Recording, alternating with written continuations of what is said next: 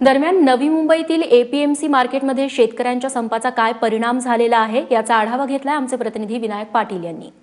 महाराष्ट्रामध्ये शेतकऱ्यांच्या माध्यमातून मोठ्या प्रमाणात संप केला असला तरी आज मात्र नवी मुंबईच्या एपीएमसी मार्केटमध्ये जी मालाची आवक आहे ती 550 ते 700 गाड्या आलेल्या आहेत। आपण पाहताय की नवी मुंबईचं एपीएमसी मार्केट आहे आणि आज मालाची आवक आहे ती मोठ्या प्रमाणात आहे। रेग्युलर जी रोजच आवक येत असते तेवढी ही आवक आहे। 550-700 गाड्यांची आज आवक आलेली आहे। जर आपण भाजीपाल्याचे रेट बघितले तर रोजच्यापेक्षा आज हे रेट आहे ते 15 ते 20% हे रेट वाढलेले आहेत।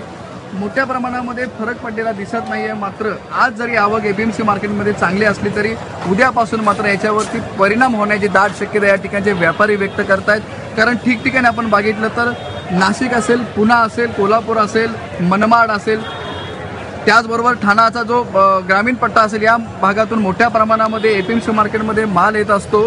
मात्र आता या ठिकाणी सर्वच ठिकाणी शेतकऱ्यांनी तीव्र आंदोलन सुरू केले असल्यामुळे उद्या याच्यावरती परिणाम होण्याची दाट शक्यता आहे।